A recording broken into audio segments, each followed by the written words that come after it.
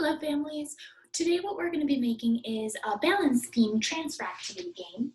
And for this what we're going to need is a towel and a large spoon of some kind from your kitchen and then some kind of paper to crumple up.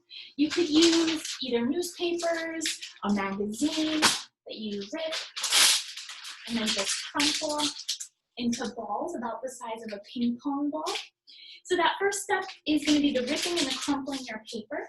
If you want, you can write letters on paper. I use paper bags for part of my pieces, and that worked well for me to be able to put some letters. But to start with, let's just get those pieces ripped and crumpled. Next, we want to fold our towel.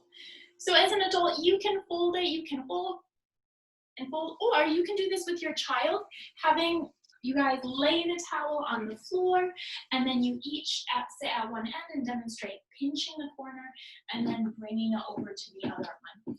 That can be a little tricky for some kiddos, so you can also, as the adult, you can just fold the towel and get ready. To start with, you could just fold it 2 times so that it ends up about like this. This will help encourage your child to balance on this beam, and even though it's wider than like a string or what we typically think of as a balance beam, it's getting our feet walking in a narrower base of support that's requiring more balance instead of having a wide base of support with our feet out wide. So even though this balance beam is a little bit wider than a lot that we think of, it works well.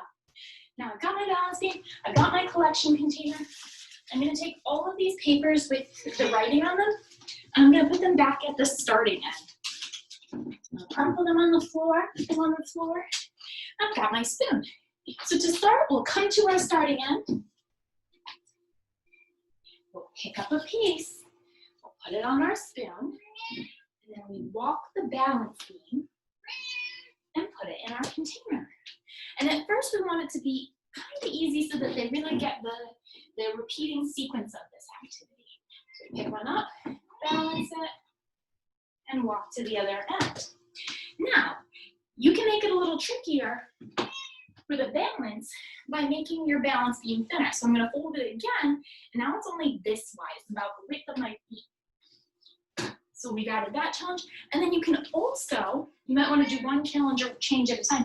You could also, instead of having just a container, you could have like rows.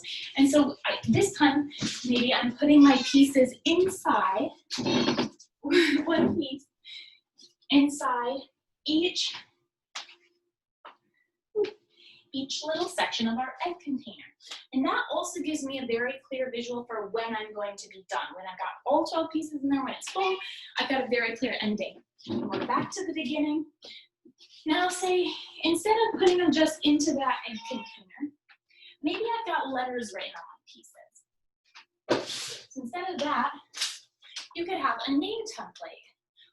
Instead of a name, I just have OT on my papers.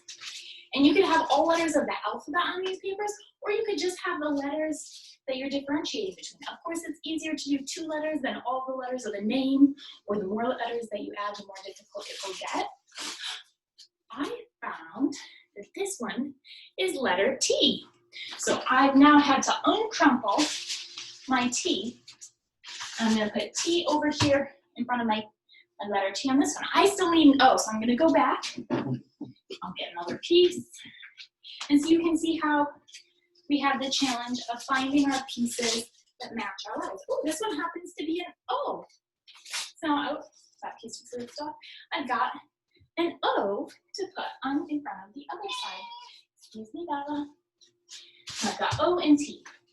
There's a lot of variations you could do. You could add another towel so you have a balance beam going back and make it a pretty clear loop that they're just walking one way to go get pieces and then coming back on the balance beam to deliver them. Instead of another towel for a balance beam, you could like tape paper to the floor. I say tape because you don't want the paper to slip out from under their foot when they jump onto it. You could also have like a sock on the ground and have them jump over the sock. A sock is nice and low to the ground, flat, in case they are still working on that skill. We don't want them to get tripped up with their feet getting caught on something. There's lots of variations. I hope you guys have fun, and think what would be most motivating to you guys.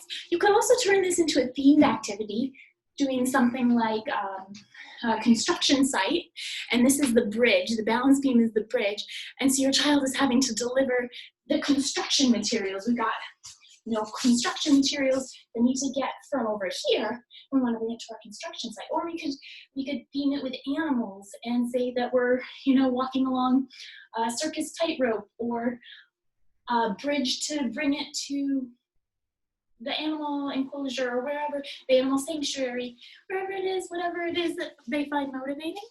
Find a way, have fun, take care.